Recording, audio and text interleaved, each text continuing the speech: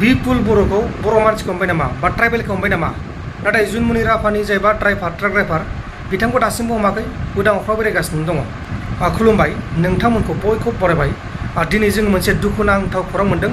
बे खौराङानो जाहैबाय मैयाहाय मोनसे जाथाय जादोंमोन गुवाहाटी नोगोरमानि सिङाव थानाय गणेशगुरिनिफ्राय हाथिगाव फारसे थांग्रा लामायाव सासे फरायसुलि बिसोर बिब' आरो बिनानाव प्रिया कुमारी मुंनि बिसोरो माने स्कुटिजों लिटिल फ्लावार स्कुलाव थांगासिनो दंमोन। हाथिगावनि लिटिल फ्लावार स्कुलाव थांगासिनो दंमोन।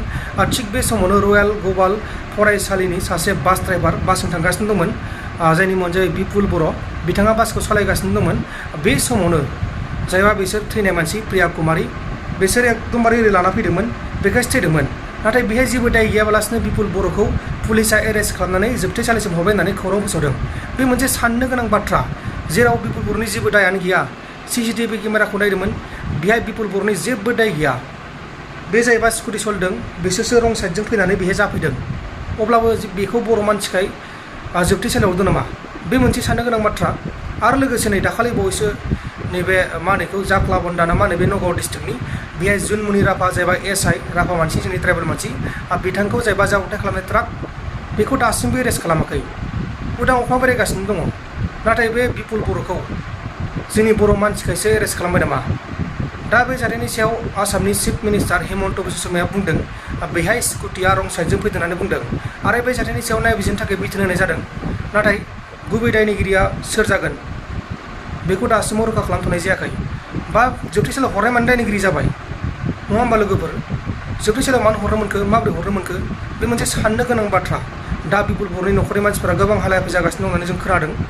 दा बिथाङा थाबैनो गनांगौ, मानोना बिथाङा सासे बास ड्राइभार साधारन मानसि, दिन हाजिरा मावनानै जाग्रा मानसिखौनो होनजासिगोन बास ड्राइभार माने।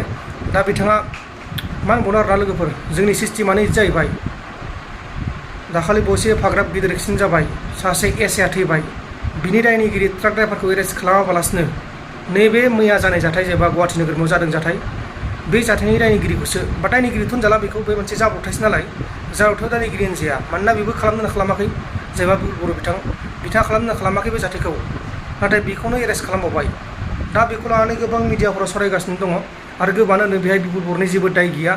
गोबां मानसिफ्रा होनदों, हारसायानो जा बर'आनो जा, गोबां CCTV केमेराखौ नायनाय मानसिफ्रा होनदों सापर्ट खालामदों, बेहाय बिपुल बर'खौ सापर्ट खालामदों।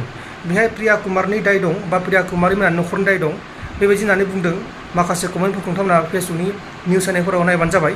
आरो बेहाय बुंदों बर'खायसो बेखौ एरेस्ट खालामदों, ट्राइबेलखायसो एरेस्ट खालामदों होनना बुंदों। दा बे जाथायनि सायावनो एसे सानना नायबाथाय बिराद सिस्टेमानो बेलेग जाजोब्बाय। गावसिनि गोसो बायदि सालायगासिनो दङ, जेबो न्याय गैया, जेबो नायबिजिरनाय गैया, डाइरेक्ट जोबथेसालियाव लांनाय, डाइरेक्ट सोरखौबा एनकाउन्टार खालामनाय बायदि बायदि जाथाया जागासिनो दङ।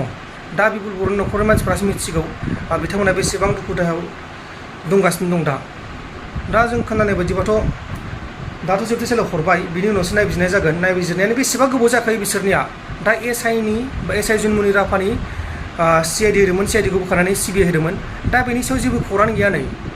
आरो दा बे बेसेबां गोबाव जाबावगोन? आरो लोगोसे बेल' नङा, डिम्बेश्वर मुसाहारि बेहायबो CIDखौ होगोन होनना बुंदोंमोन।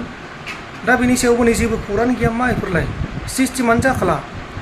दा बेनिखायनो जों गावबा गावनो मिथिनांसिगौ, जों माबायदि सरकारखौ लुबैयो मायो, जों बेखौ गावबा गावनो मिथिनांसिगौ। फैसा मोनबानो जे बेनो बेखौ देरहागोन बिदि जानांला आरोना। जायखिजाया जोङो जोंनि मेलेमखौ बायनांसिगौ। नोंथांमोना मा सानो बेनि सायाव नैबे कमेन्ट बक्सनि गेजेराव बुंहरदो। गोजोन्थों, एसेनोसै। जय बर' आर्मि।